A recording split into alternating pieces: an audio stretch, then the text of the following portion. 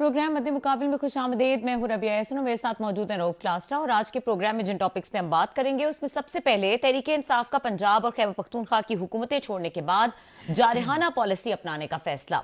इमरान खान एक मरतबा फिर लाखों लोग सड़कों पर निकालने के लिए सरगर्म। दूसरी तरफ स्पीकर कौमी असम्बली ने भी मजीद 43 इस्तीफे मंजूर करके PTI को झटका दे दिया। तफसीली गुफ्तगू के लिए हमारे साथ मौजूद होंगे सीनियर रहनुमा फवाद चौधरी, उनसे गुफ्तगू करेंगे। इसके अलावा बात करेंगे, हुकूमत IMF के सामने घुटने टेकने को तैयार हो गई। अवाम के लिए बुरी खबर, गैस और बिजली और तेल मजीद महंगे करने के लिए शहबाज हुकूमत ने तैयारी मुकम्मल कर ली। डॉलर 200 से कम करने का दावा करके वजीर खजाना बनने वाले इसहाक डार इस वक्त मंजर से गायब। डॉलर 250 क्रॉस कर गया। माशी मामलात पर एक्सक्लूसिव गुफ्तगू करेंगे। इसके अलावा बात करेंगे, मुल्क डिफॉल्ट के दहाने पर खजाना खाली। वजारत खजाना और दीगर इदारों ने लग्जरी गाड़ियों के शौकीन पर नवाजिशात की बारिश कर दी। 6 माह में 1 अरब 20 करोड़ डॉलर्स की 2200 लग्जरी गाड़ियां इंपोर्ट कर ली। इसके बारे में जो होशरुबा इंकशाफात हैं वो आपके साथ शेयर करेंगे। क्लास साहब, आज मजीद 43 इस्तीफे PTI के कौमी असम्बली से मंजूर हो गए।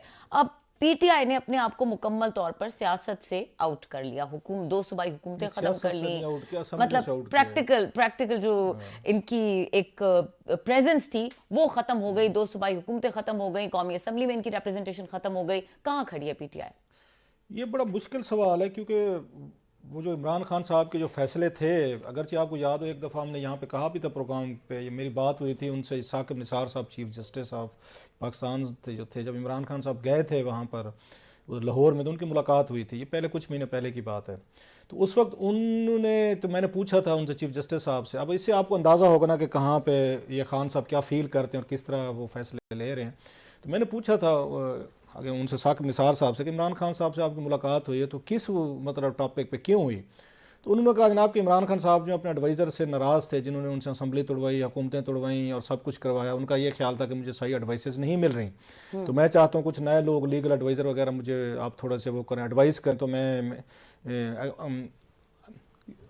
ये उसके इंदा के लिए उनसे एडवाइसेस लेना चाहता हूँ। हालांकि खान साहब के पास बड़े इंतहाई आप कह सकते तगड़े लोग मौजूद थे जो इनको लीगल एडवाइस देते भी रहे हैं। अभी हमारे दोस्त हैं कि फवाद चौधरी साहब थे, बाबर रवान साहब थे, अली जफ़र साहब थे।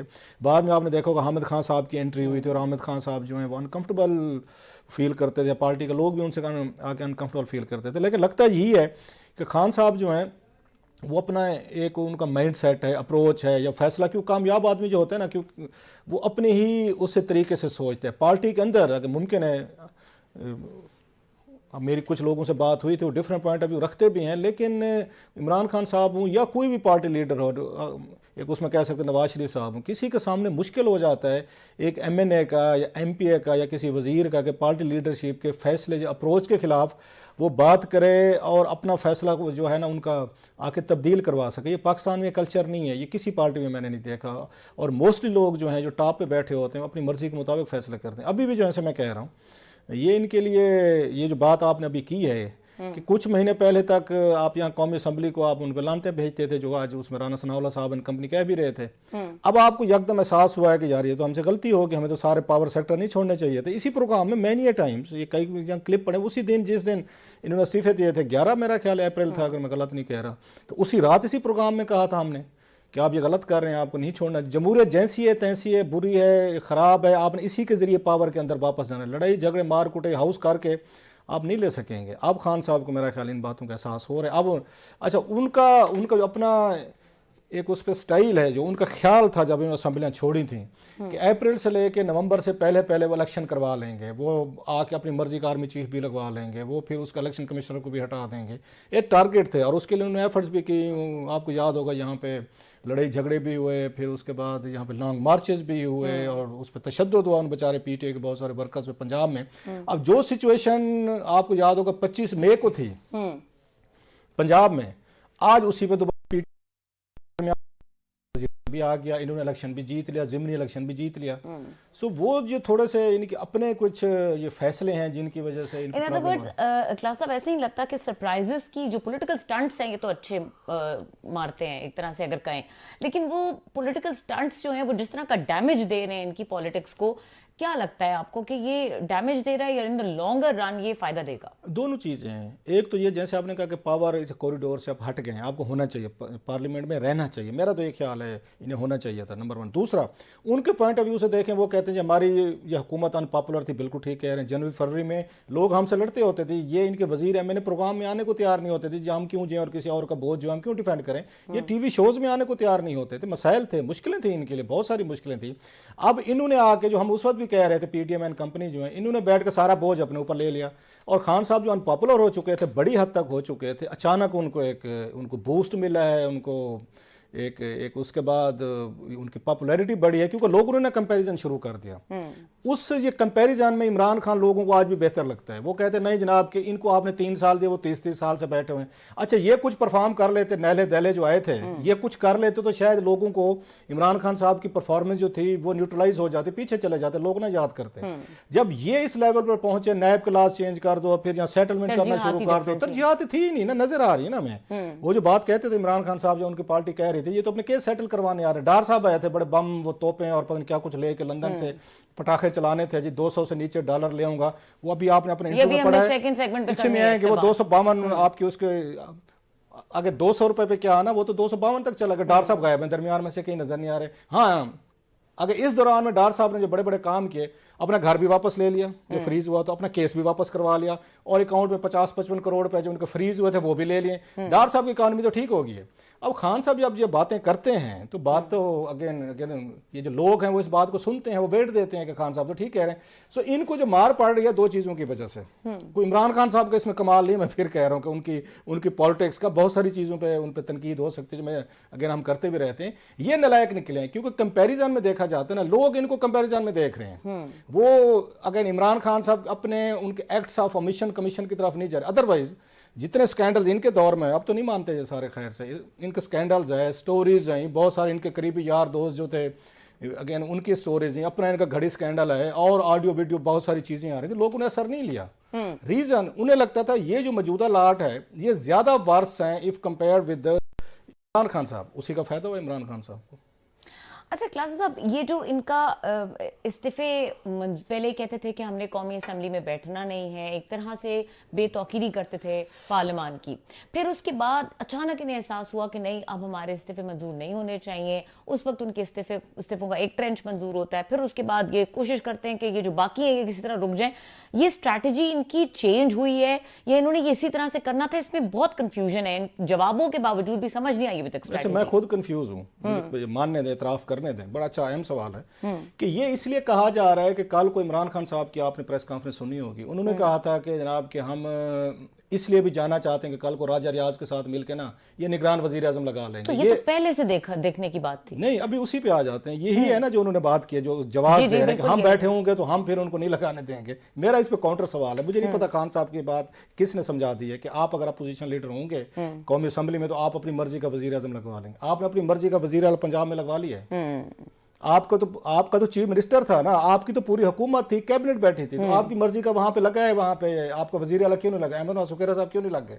लग जाते ना, अहमद नवाज सुखेरा साहब को लगवा लेते, तो लग गए तो फिर भी मोहसिन नकवी साहब हैं। ये बात खान साहब को समझने की है। यहाँ पे टकरे मारने का कोई फायदा नहीं था कौमी असम्बली में। अब अगेन अब आके अपने आप को थोड़ा सा वो कहते हैं उसमें थोड़ी सी अपना मजाक उड़वाने का, टांट उड़वाने का, जो हुकूमत को बड़ी इस वक्त सैडेस्ट उनको खुशी हो रही है कि ये नहीं, खुशी हो रही है कि देखें जी कि अगर जब हुकूमत कह रही थी वापस आओ तो ये उस वक्त राजी नहीं होते थे कि हम नहीं आते, हम क्या करना, लानते भेजते थे। आपको याद हो शेख रशीद कंपनी लानते भेजते थे, खुद भी ये कहते होते थे कि इसको छोड़ें। अब आना चाहते हैं। ये चीज खान साहब को मेरा ख्याल है थोड़ी सी समझने की जरूरत है। आप कौमी असम्बली में वापस भी आ जाए ना, आप अपनी मर्जी का निगरान वजीर आजम नहीं लगवा सकते। मसलन कैसे, उसकी थोड़ी सी मैं बता दूं। मैं वो ये है कि फिर यही प्रोसेस होगा जो पंजाब में हुआ है। अगर इमरान खान साहब अपोजिशन लीडर हैं भी सही यहाँ पे, और शहबाज शरीफ साहब को 3 नाम ये भेजते हैं, 3 नाम आगे वो भेजते हैं, वो नहीं होगा। इसके बाद फिर पार्लियामेंट्री कमेटी बना देंगे 6 लोगों के, 3 इनके 3 उनके, फिर वहां पे फड्डा डांग सोटे को तो हमारा इसका कल्चर बन चुका है। फिर यही नाम जाएंगे चीफ इलेक्शन कमिश्नर के पास। तो चीफ इलेक्शन कमिश्नर साहब, इनको तवक्कुआत ही क्यों है उनसे? अगेन इसलिए ना कि हर एक से तो खान साहब की लड़ाई है। इन्होंने कोई इनके कैंप में अगर कोई उसमें नहीं भी शामिल था, आर्मी चीफ नहीं भी थे, तो उन्हीं की तरफ ड्रैग कर दिया कि नहीं जनाब, चीफ के पास कोई ऑप्शन नहीं है, इन्हीं को सपोर्ट करे, क्योंकि हम तनकीद कर रहे हैं। चीफ इलेक्शन कमिश्नर था, उस पर इतनी बालागोर आगे गोलाबारी हुई है, वो उनके कैंप में शामिल हुए जो नहीं होना चाहिए था। और उनकी अपनी क्रेडिबिलिटी के सुल्तान सिकंदर राजा साहब के लिए बहुत बड़ी ये डेंजरस चीज है कि जिन नामों पर पहले से प्रिडिक्शन हो रही थी, आपने वही नाम जो है उनको कंफर्म किया, जिसमें खान साहब की बात में बड़ा वजन है कि पहले से चीजें तय हुई थी। सो लिहाजा अगर पहले से चीजें तय हुई थी, जो लग रहा है अपेरेंटली लग रहा है, मोहसिन नकवी वाले साहब वाले केस में हमने देखा है कि चीजें तय हैं, और ये चीफ इलेक्शन कमिश्नर साहब लाख कहते रहे जी मैं न्यूट्रल हूं या मेंबर कहते रहे, तो लग रहा है कि जनाब जिनके बारे में पूरा मुल्क कह रहा था, मीडिया कह रहा था कि जनाब अगर ये वहां तक गया चीफ इलेक्शन कमिश्नर साहब तक तो मोहसिन नकवी साहब लगेंगे, तो उनको उन्होंने लगाया। उस वक्त इनके पास ये चांस था, इन सुल्तान सिकंदर राजा साहब के पास, कि ये अपनी आके न्यूट्रलिटी को, पॉलिटिकल अनबायसनेस को उस पे एस्टेब्लिश करते। बेहतरीन चांस था जो सुल्तान सिकंदर राजा साहब ने वो किया, मिस किया है। उन्होंने वही कुछ किया है जो वहां से चाह रहे थे, जरदारी साहब जो चाह रहे थे वही कुछ किया है। और वो तो आप उस पर खुलम खुलम कहते हैं नवाज शरीफ साहब के लोग, जी हमारा चॉइस नहीं है मोहसिन नकवी साहब, ये तो जरदारी साहब का चॉइस थे। सो ये बहुत बड़े सीरियस क्वेश्चंस हैं इन पे सुल्तान सिकंदर राजा साहब पे, कि जो नाम ऑलरेडी मार्केट में था, सब कह रहे थे यही हो रहे थे, आपने उन्हीं को किया, और उन पे मैंने फिर कहा बहुत सारे एतराजात भी हो रहे थे। एक चीज अब यहाँ पे भी यही कुछ होना है। अब सुल्तान सिकंदर राजा साहब अपनी एक पोजीशन ले चुके हैं, मेरा ख्याल है। वो लाख कहते रहे कि मैं बिल्कुल कि मैं न्यूट्रल हूं, मैं इसमें नहीं था, मैं फलां में नहीं था। मोहसिन नकवी साहब वाला उनके लिए टेस्ट केस था, जो मेरा ख्याल उस केस में अगर मैं कहूँ तो फेल हुए हैं उसमें। उनके पास न्यूट्रल एक दो नाम थे जिनको लगा के, हाँ ये मुमकिन है कि यहाँ पे आपको पता ना, ये डीएमजी के हमारे जो दोस्त हैं, क्योंकि सुल्तान सिकंदर राजा साहब भी डीएमजी के, जरा ज़हन में रखिएगा, वो भी डीएमजी अफसर थे। अहमद नवाज सुखेरा साहब भी डीएमजी के अफसर। इसके बाद अगर वो नवीद वो चीमा साहब थे, वो भी डीएमजी के अफसर। अब उन्हें ये फील हुआ होगा कि भाई साहब मेरा एक डीएमजी फेलो, मैं अगर उसको इतनी बड़ी पोस्ट पे बिठा दूं, चीफ मिनिस्टर पंजाब बना दूं, अच्छा। ये रेवलरीज। और भाई चौधरी परवेज इलाही अपनी बहन के दामाद को चीफ मिनिस्टर नहीं देख सकता, रात को नींद नहीं आती। अब मुझे बताएं अब इसका क्या हाल है। ये वो शरीके कहें, ये यहाँ पे ब्यूरोक्रेसी में भी शरीके हैं। सुल्तान सिकंदर राजा साहब एक नया ट्रेंड भी तो दे सकते थे ना, अपने एक फेलो ब्यूरोक्रेट को, अहमद और सुखेरा साहब हूं या नवीद चीमा साहब, किसी एक को लगा के अपनी ब्यूरोक्रेसी का नाम अच्छा कर सकते थे ना, कि उसने यार बड़े अच्छे इलेक्शन करवाए, जब सब कह रहे थे कि ये बेहतर नाम है, इनमें से किसी एक पे कंसेंसस कर दें। आपने उस वक्त आपको शरीका लाड़ गया सुल्तान सिकंदर राजा साहब को कि नहीं जब ब्यूरोक्रेसी में से ये कैसे हो सकता है कि मैं डीएमजी का यहाँ पे, अच्छा खुद चीफ इलेक्शन कमिश्नर लग गए, बड़ी कॉन्स्टिट्यूशनल पोस्ट है, बड़ी पोस्ट है, उस पर कोई मसला नहीं है उनको, खुद भी डीएमजी के थे। उन्होंने कहा नहीं वही वाली बात है जो ट्रेन पे चढ़ जाए ना वहां रेलवे स्टेशन से, कि पहले तो उसको दूसरे नहीं चढ़ने देते, उसको धक्के देंगे, आखिर वो मार मूर के एल्बो शल्बो करके घुस भी जाए ना, तो जाते पहला काम क्या करते अंदर से वो लगा देगा ताकि अगले स्टेशन पे कोई ना उतरे। सो खान साहब फिर तसल्ली रखें, अगर वो पार्लियामेंट में वापस आ भी गए तो फिर भी उनकी मर्जी का वजीर आजम नहीं लगना। लिहाजा ये जो कुछ इस्तीफे वापस लेने, अपने उनको मामे डोगर साहब को देख रहा था पहले बेचारे, कल यहाँ दो चार फुसफुसे से नारे लगा रहे थे, पार्लियामेंट के बाहर लगा रहे थे। और अगेन क्लासेस अब बात वही है आज सुप्रीम कोर्ट पहुंचे हुए थे उनसे मिलने के लिए, रजिस्ट्रार या सुप्रीम कोर्ट के चीफ जस्टिस साहब, वो नहीं मिले। अब बेचारे दर बदर वो फिर रहे हैं। मुझे उनका शेर याद आता है, उसका उनका नाम शोएब बिन अजीज साहब का है, उसमें वो जो ये है ना सर्दियों की शामों वाला जो कहते हैं कि इस तरह तो होता है फिर इस तरह के कामों में जनाब। तो फिर आप यहाँ पे फिर आके उदास फिरते रहे, उदास उधर सर्दियों की शामों में, हाँ वो जाते हैं ना कि इस तरह तो होता है इस तरह के ये कामों में। पहले किसी दिन पहले आपने टकरे मारे, पार्लियामेंट में मारी, वहाँ कुछ नहीं बना, फिर इलेक्शन कमीशन गए वहाँ नहीं बना, फिर आप उधर गए सुप्रीम कोर्ट में गए। सो खान साहब आप ही जाए ना यहाँ पे कौमी असम्बली में, इनकी मर्जी का वजीर आजम नहीं बनना, वो अपनी बात, उनको ज्यादा फोकस इस वक्त करने की जरूरत है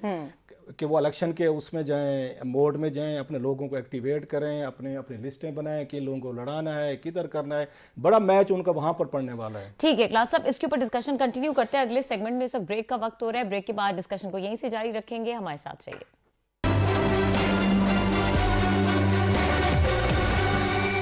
वेलकम बैक क्लासेस। अब थोड़ा सा पीएमएलएन की सिचुएशन को जरा देखते हैं। पीएमएलएन के अंदर से शाहिद खाकान अब्बासी, मिफ्ता इस्माइल, ये कुछ एक इस तरह की सिचुएशन बना रहे हैं कि कोई बन सकती है नई पार्टी, मरियम भी वापस आ रही हैं, तो किस तरह देख रहे हैं, क्या शेप लेगी? वैसे अब तक हमने देखा है कि थर्ड पार्टी ऑप्शन जो है ना, ये हमारे हमेशा से कोशिश रही है बहुत सारी पार्टीज की या बहुत सारे इसका इल्ज़ाम हमेशा एस्टेब्लिशमेंट पे लगता है कि वही कोशिश करते रहते हैं कि थर्ड पार्टी, इमरान खान साहब भी थर्ड पार्टी ऑप्शन के तौर पर लाए गए थे। 4 उसमें DGISI जो हैं वो इमरान खान साहब को उन्होंने पुश किया और बड़े उनके पीछे एफर्ट्स हुई। उसमें जना हमीद गुल साहब थे, उन्होंने इनको ग्रूम के मेंटोर थे इनके। फिर हमने देखा जना मुशर्रफ साहब इनके बड़ा पुश किया, इनके एडमायरर थे, इनके साथ मिल के बड़ा उन्होंने 2-3 साल वो इन्होंने चलाया काम, जो खान साहब को उम्मीद थी मुझे वज़ीर आज़म बनाएंगे। फिर हमने देखा जना शुजा पाशा साहब जो हैं वो इमरान खान साहब के मेंटोर थे। चौधरी शुजा ये कह चुके हैं, चौधरी शबान के, आपने उनकी गुफ्तगू सुनी होगी परवेज़ लेने के, हमें कहते थे शुजा पाशा साहब तो आप मिल जाए इनके साथ। फिर हमने देखा ज़हीरुल इस्लाम साहब थे, वो भी DGISI थे। फिर हमने देखा ये जनरल फैज़ साहब थे। सो 4 यहाँ DGISI और 5वें मतलब आर्मी चीफ जनरल मुशर्रफ साहब की मुश्तरका कोशिशों के बाद, इतने सालों के इमरान खान साहब की अपनी ही एफर्ट के बाद एक पार्टी खड़ी हुई और उसमें इमरान खान साहब को अपना कंट्रीब्यूशन, हम ये नहीं कह रहे कि उनको मैनेज नहीं कर रहे, बड़ी स्ट्रगल है, उनकी कंसिस्टेंसी है, लड़े हैं और उन्होंने फाइट किया और लोगों को एक अपने एजेंडे पर लेकर आए हैं कि उन्होंने इनका जीना हराम किया, इसमें कोई शक नहीं। उन्होंने शरीफों का और जरदारी साहबान का जीना उन्होंने हराम किया पूरे का पूरा। इससे पहले कोई इस तरह का चैलेंज इनको टफ टाइम नहीं दिए गए थे जो इमरान खान साहब ने इनको दिए हैं पिछले इसमें अरसे में। लेकिन हुआ क्या, आपका 3.5 साल में वो सारे का सारा प्रोजेक्ट जो है वो फिर अब आपके सामने है। दाल कहते हैं जूती में बटना होता है, या वहाँ पे हांडी जो है ना चौक पे बर वो सरे आमचा उसमें वो हो गई है, उसमें फूट पड़ गई है और उसमें लड़ाई झगड़े और एस्टेब्लिशमेंट के दरमियान जो पुराने कॉमरेड्स थे, दोस्त थे, वो सारे लड़ पड़े आप इसके साथ। अब सवाल यह है कि क्या इस वक्त ये जो 3-4 नाम हैं ये बहुत बड़े डेंट डाल सकेंगे? अगर मुझसे पूछें तो जवाब मेरा ख्याल है मुश्किल होगा इनको। काशिफ भी यही कह रहे थे जब हमने उनसे ये सवाल किया तो उन्होंने कहा था कि अलग हो सकते हैं, डोरमेंट हो सकते हैं, लेकिन ये नहीं कर सकेंगे। मसलन बेनजीर भुट्टो साहब जब आई थी तो उस वक्त उनके अंकल्स इकट्ठे कर लिए गए थे, बहुत सारे अंकल्स से। उसमें मुस्तफा खर साहब थे, उसमें जतोई साहब थे, मुमताज़ भुट्टो साहब थे और ये पंजाब और सिंध से लोग थे। एक लंबी लिस्ट थी, बाद में हमने देखा वो भी छोड़कर चले गए थे, ये तो आफ्ताब शेरपौ साहब वगैरह, फरूक लगारी साहब फिर बाद में छोड़ गए थे। जिन जिन लोगों ने वो छोड़ते गए, ऐसे नवाज शरीफ साहब का देखें हम, जावेद हाशमी साहब थे, बड़ा नाम थे, चौधरी निसार अली खान साहब थे, बड़े नाम थे, वो दोनों बड़े थे, बिग नाम से किधर गए दोनों अपने? उनके लिए मुश्किल है। मैं उनका इंटरव्यू सुन रहा था सलीम साफ़ी साहब के साथ, चौधरी निसार अली खान साहब को जिस तरह की चले अब मैं क्या कहूँ, वो जवाबात दे रहे थे और जिस तरह के कंपैरिजन ड्रा कर रहे थे, तो उससे वो पता चल रहा था कि अगली दफ़ा मतलब उनसे सवाल पूछा सलीम साफ़ी साहब ने कि आप ये बताएं कि उसमें से बेहतर कौन वज़ीर आज़म था, शहबाज शरीफ बेहतर है या इमरान खान साहब थे? तो उन्होंने थोड़ी देर सोचा, फिर कहते नहीं इमरान खान साहब बेहतर थे। वजह क्या है, अब उन्होंने अगली दफ़ा इलेक्शन लड़ना है चौधरी साहब ने, वो इमरान खान साहब से ये तवक्को रखते हैं कि आप ये मेरे अगेंस्ट उम्मीदवार खड़ा नहीं करेंगे, खुद आज़ाद लड़ना चाहते हैं, पार्टी में नहीं शामिल होना चाहते हैं, आज़ाद लड़ना चाहते हैं, वो करना है। हालांकि ये शहबाज शरीफ साहब थे जिनके साथ बरसों तक बहुत सारे पार्टी के अंदर नाराज़गी की वजूहत क्या थी कि चौधरी ये हो गए, एक उसमें निसार और आगे ये शहबाज शरीफ ये सोलो फ्लाइट लेते हैं, ये आर्मी से जाके वहाँ पे उस वक्त आर्मी चीफ से और राब्ते रखते हैं, राब्ते के खुफिया मुलाकातें करते थे, गेट नंबर 4 जिसकी बात होती थी, तो ये तो इकट्ठे थे, देवर पार्टनर्स इन पॉलिटिकल क्राइम्स, इकट्ठे करते थे सारी चीज़ें।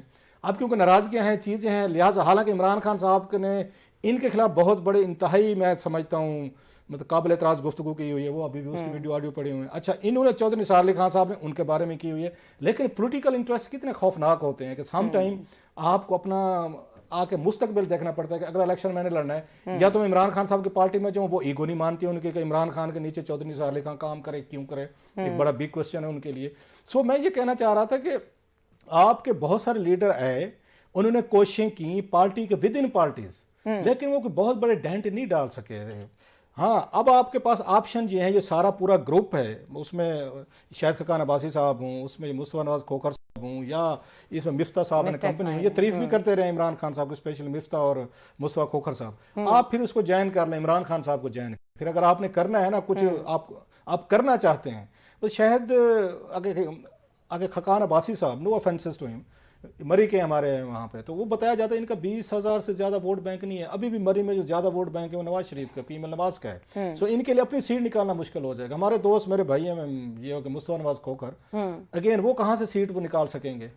मतलब मुझे नहीं समझ आ रही कि वो आगे कहाँ से इलेक्शन लड़ेंगे और सीट निकाल लेंगे। अच्छा, मिफ्ता इस्माइल साहब की तरफ मेरी तरह कंस्टिट्यूंसी कोई नहीं, अल्लाह अल्लाह तो खैर चला कोई बंदे नहीं है, उनका तो वही अशर होगा जो खुरम शेर का हुआ है वहाँ पे कराची में, वो जो यूसी का इलेक्शन हार गए, जिन्होंने आके मेयर बनना था। मिफ्ता साहब तो लड़े तो शायद उनको उनके लिए मुश्किल हो जाएगा वहाँ पर लड़ना, बल्कि लास्ट टाइम भी जो उनको वोट पड़ा था तो शायद इस वजह से पड़ा था कि नवाज लीग में खड़े थे। सो पीपल्स पार्टी के नवाज लीग के इवन इमरान खान साहब से जो लोग हट के गए हैं, सपोजली 20 लोगों ने छोड़ा पंजाब में, उसमें से 14 जो थे सारे के सारे इलेक्शन हारे हैं। सो इमरान खान को भी जो छोड़ के गए हैं उनका फ्यूचर भी बिल्कुल वो सील हुआ है। जिन्होंने बेनजीर भुट्टो साहब को छोड़ा उनका भी हुआ, जो नवाज शरीफ को छोड़ा उनका भी हुआ। सो लोग नहीं पसंद करते इंडिविजुअली तौर पर। सो मुझे नहीं लगता नॉन स्टार्टर है। हाँ, आपके गुस्से हैं, एंगर हैं, अब इसकी मिफ्ता की नवाज शरीफ साहब से या उससे मरियम नवाज साहब से या फिर इसाक डार साहब से लड़ाई हुई। अच्छा, उस शाहिद खकान अब्बासी साहब की उस दिन सुन लिया था, काशिफ में बता रहा था कि उनके आके मियां नवाज शरीफ साहब से डायरेक्ट हिट हो गई थी। सो जाती पर्सनल गुस्से वो किसी भी ऑर्गेनाइजेशन हो, पार्टी में, हर बंदे को होते हैं। ठीक है, लेकिन और मरियम नवाज की वापसी से कुछ मामला थोड़ी बेहतरी की तरफ जाएंगे या मजीद बिगड़ेंगे? और दूसरा ये कि मरियम नवाज की वापसी पे ये कह दिया गया है कि राना सनाउल्लाह ने कारकुनान को मोबिलाइज कर दिया। पंजाब में एक टफ टाइम दिया जा सकता है पीटीआई को पॉलिटिकली, मतलब उस तरह से जिस तरह से पॉपुलैरिटी कहती है पीटीआई की हमारी बहुत ज्यादा है, तो लगता है कि मरियम की वापसी से जो लोगों की मोबिलाइजेशन है वो बेहतर हो जाएगी। ये हमने अगर उस 17 जुलाई वाला, मतलब अब इस वक्त हमारे पास जो बेंच मार्क है ना, वो 17 जुलाई का इलेक्शन है जो उस वक्त हुआ था, 20 सीटों पे हुआ था। उससे मरियम नवाज ने भी अच्छे क्राउड पुल किए थे और इमरान खान साहब ने भी उससे ज्यादा अच्छे क्राउड पुल। दोनों ये चीज माननी पड़ेगी कि अगर कोई नवाज लीग में क्राउड पुलर है तो वो मरियम नवाज हैं, और ये इमरान खान साहब तो वैसे क्राउड पुलर है। इससे पहले बेनजीर भुट्टो साहब को हम देखते थे, नवाज शरीफ साहब भी मतलब क्राउड पुलर थे किसी दौर में। अब ये जो मैच था, पहला जो राउंड था इमरान खान साहब वर्सेस मरियम, और मरियम को लॉन्च किया गया था पंजाब में कि शायद करिश्मेटिक हैं, वो आएंगी, बेनजीर भुट्टो की तरह लोग आएंगे। लोग निकले भी सही, नो डाउट, लेकिन लोगों ने वोट नहीं डाला। इमरान खान का करिश्मा जो था वो ज्यादा डोमिनेंट रहा, सीटें निकाले। पहला राउंड जो था वो तो इमरान खान साहब वो थम्स डाउन जीते हैं। अब ये बड़ा मैच है, मतलब तलवार घोड़ा मैदान जो मैं बात करता हूं, अब ये बड़ा मैदान है, अरीना है, बड़ा ग्लैडिएटर्स वाला जो हम रोमन फिल्मों में देखते थे। अब ये बड़ा मैच है, अब ये बड़ा एक इसका कैनवस बहुत बड़ा है। आपके पास मेरा ख्याल है वहां पे अच्छी खासी एक पूरे पंजाब का इलेक्शन लड़ना है, आपने हर हल्के में जाना है, लोग इकट्ठे करने हैं, उनको मोबिलाइज करना है। महंगाई है, डॉलर है, आपकी जो होगी वो तो कह रहे हैं, उन्होंने राना सनाउल्लाह साहब ने कहा है कि उनको मरियम नवाज जो है पहली चीफ मिनिस्टर बनेगी, लेकिन कैसे बनेगी, पहले उनकी कामयाबी क्या है जो उनकी है। इमरान खान साहब की देखें, मतलब बुजदार साहब जैसे बंदे को सेल कर रहे हैं, अंदाजा करें, खोटा सिक्का जो है वो सेल कर रहे हैं और लोग उनको बाई कर रहे हैं। लोग तैयार हैं कि कल को उस्मान बुजदार वापस आ जाए, ये लोग ना है। इनको देखना चाहिए कि शरीफ खानदान ने इतनी ज्यादा क्रिटिसिज्म, इतनी लोगों का एंगर, हेट्रेड इकट्ठी कर ली अपनी गवर्नेंस की वजह से, वटेवर जो भी कहते हैं, या अपना इन्होंने डील करके पावर लेके जो 10 महीने से ली है इन्होंने यहाँ पे इमरान खान को हटा के, कि लोग उस्मान बुजदार को बेहतर चॉइस समझते हैं। कल को फराग गोगी साहब आ जाए, असद गुजर साहब आ गए, मनिका आ जाए, वो दोबारा कार्रवाइयां शुरू हो जाए जो हो रही थी बुजदार साहब ने कंपनी की, वो इमरान खान साहब ने उसको बेहतर सेल किया है पंजाब में। कि लोगों को उनसे पूछना चाहिए था ना 4 सालों की कारकर्दगी क्या है। लोग उनसे 4 सालों की कारकर्दगी इमरान खान साहब से पूछने के तैयार नहीं है, वो इनको पूछने को तैयार है कि आप बताएं 10 महीनों में आपने हमारा तबाही फेर दिया, हमारा बेड़ा गर्क कर दिया। खान साहब तो बड़ी अच्छी चला रहे थे, उस्मान बुजदार साहब जो है वो तो पूरे पंजाब को पेरिस बनाए खड़े थे, आप आए और आपने इसको दोबारा आपने एक आके तौसा बना दिया। सो ये कामयाबी है उनके नैरेटिव की, इमरान खान साहब की, कि मतलब वो कहते हैं वो एक उसमें बर्फानी इलाके में जाके वो बर्फ बेच रहे हैं और इसका बड़ा डिसएडवांटेज होगा बिल्कुल है मरियम को। मरियम को सबसे बड़ा डिसएडवांटेज अपने इसकी चचा की हुकूमत की पॉलिसीज और इनके जो एक्शन सर, इन्हीं पॉलिसीज के ऊपर बात करेंगे ब्रेक के बाद, क्योंकि मईशत एक बहुत बड़ा मसला है और इस माशी बहरान में कुछ स्ट्रैटेजी, को पॉलिसी नजर नहीं आ रही, तरजीहात नजर नहीं आ रही, और फिर अजीबोगरीब किस्म के फैसले भी नजर आ रहे हैं। उनके ऊपर बात करेंगे ब्रेक के बाद, हमारे साथ रहिए।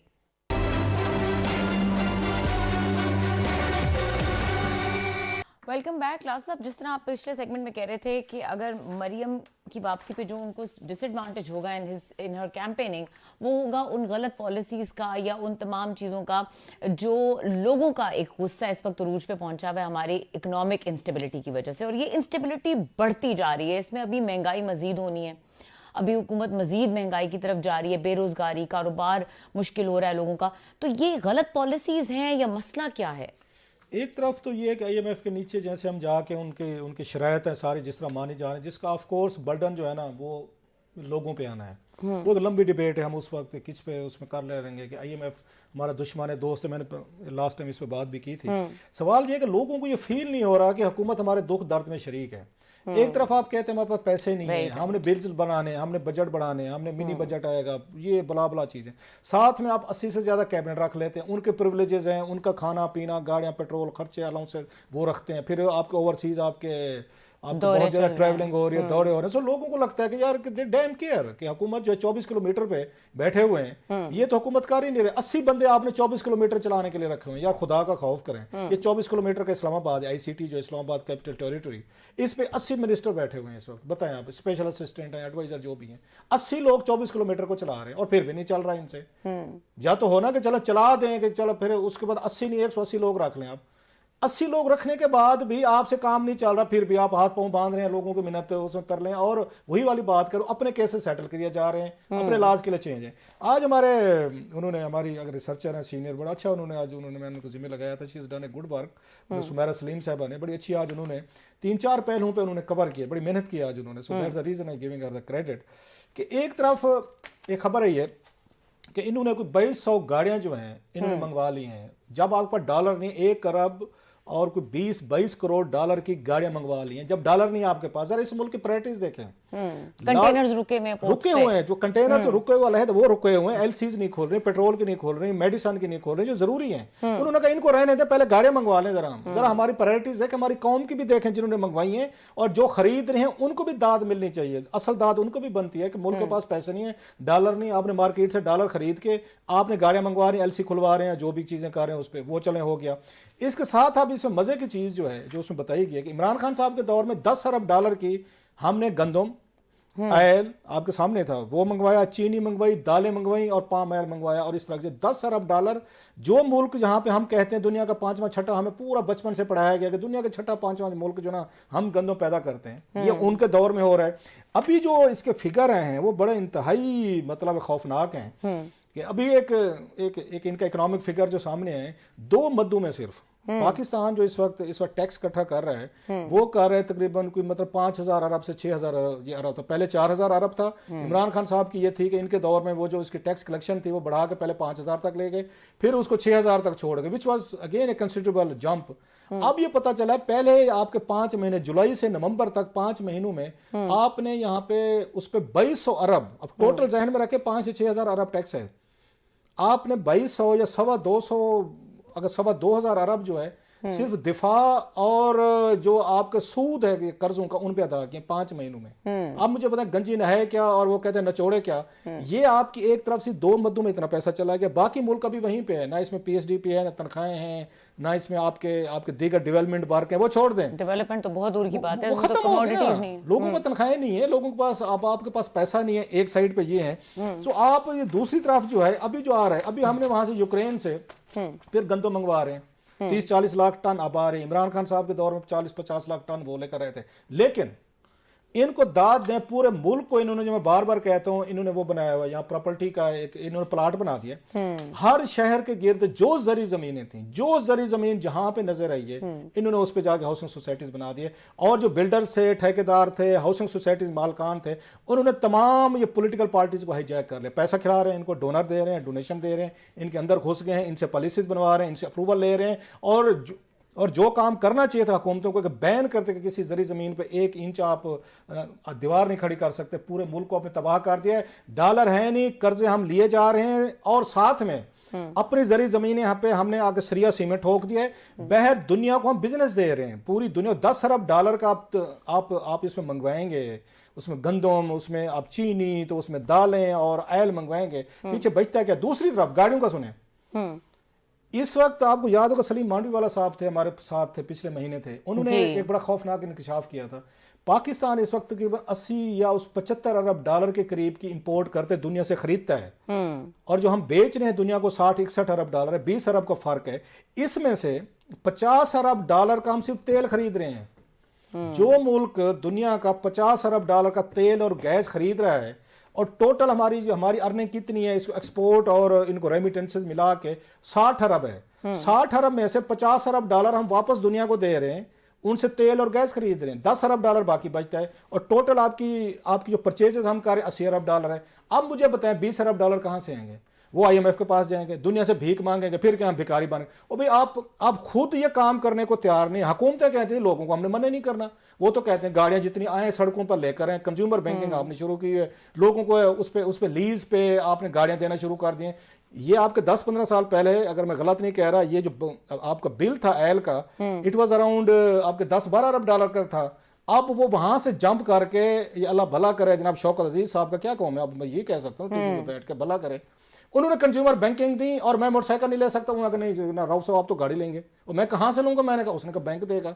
और भाई मेरे पास पैसे नहीं है, कोई नहीं जनाब, एक्स्ट्रा मेहनत करें, मेहनत ही करनी, माल बनाए, पैसा बनाए, 2 नंबरी करें, वो फ्रॉड करें। सो ये काम भी कहीं रुकने को तैयार नहीं है। दाद सल्यूट है इस स्टेट बैंक को, इस डार साहब एंड कंपनी को। मिफ्ता साहब जो रो रहे होते, टसवे बहा रहे होते, वो जवाब देना कि आपको पता था डॉलर नहीं है, आपने कैसे 2200 गाड़ियां इंपोर्ट करवा ली हैं।